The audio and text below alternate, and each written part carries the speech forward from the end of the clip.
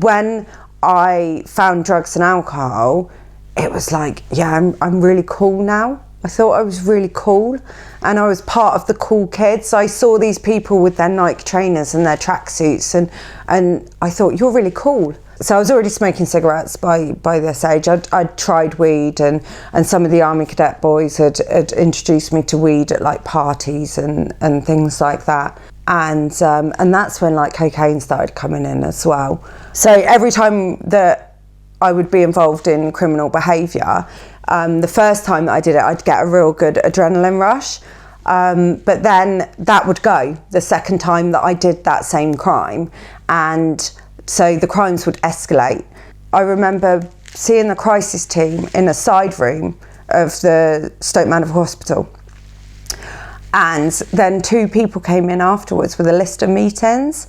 And I know today that they were probably members of a 12-step fellowship when I was a teenager, were coming in. And I now know that 12-step fellowships, you know, are for people that are like alcoholics and addicts. They're not for like people that are drinking a little bit heavily. They're for people.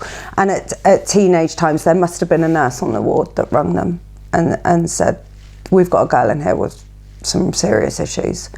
I'd created this character of who I needed to be to survive in addiction. And so I saw it as, I'm in Glasgow, I'm going to go to Glasgow to escape drug addiction. that was my great idea. And so I was on alcohol detox wards in Glasgow. I remember coming round once and thinking, I don't even know where I am. I was in Glasgow station, I saw London Euston, and I bought the ticket, and I came back to Oxford. And I'd been in contact with people in 12-step fellowship, and they gave me some guidance on where I could go. And I went to Crisis, which is a homeless charity in Oxford. I moved into that women's hostel. There were still people using and drinking in there. And I moved in, and when I moved in, I think I was 14 days sober. They took a chance on me there, and I haven't drank on you since. So you'd been to church in Oxford? Yeah. And then you came to Grace Church Didcot. What on earth did you make of us? Oh, do you want me to tell the truth? Yeah, go on. I thought you were all bonkers. I thought, well, this isn't all showy-offy. I felt like I could go in there in a pair of jeans and trainers and a jumper, and that I didn't have to pretend to be posh or anything, and that no one was looking down on me. And I remember a little French lady bouncing over to me and inviting me for lunch almost immediately, and I'm thinking, this is a bit odd, because people don't invite me to their houses. People that don't, you know, it was all, I kind of just felt like these people actually want me to be here.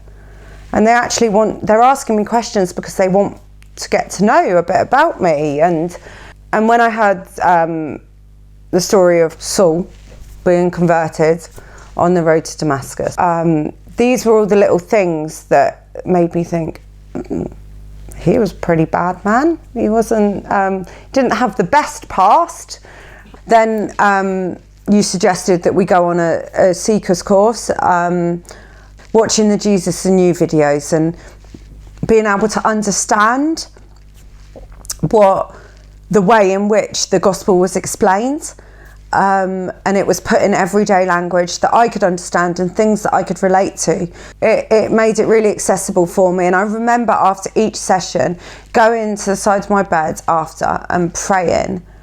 So I was praying for God to give me faith, because I desperately wanted this relationship with Jesus that I saw in other people, but I just didn't know how to get it. So I had to ask for God's help with that. And one day I just believed. It sounds, I wish that I had more of an explanation to give you than that, but literally one day I woke up, can't really pinpoint when that happened, but all of a sudden I didn't believe anything else. I believed it was true. Did the girl who was stuck in a flat in a tower block in Glasgow ever imagine that she would be falling in love with a good man in recovery, becoming a Christian, getting baptized and getting married? I didn't. And did I sit on a deflated mattress, because it was a blow-up one, so it was just in a Glasgow high-rise, and think, yeah, I'm going to get married and I'm going to get baptised and I'm going to be 4 years clean and sober?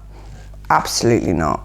That, it just, you know, I don't think I'd lost all hope, but I didn't know where that hope was going to come from. Yeah.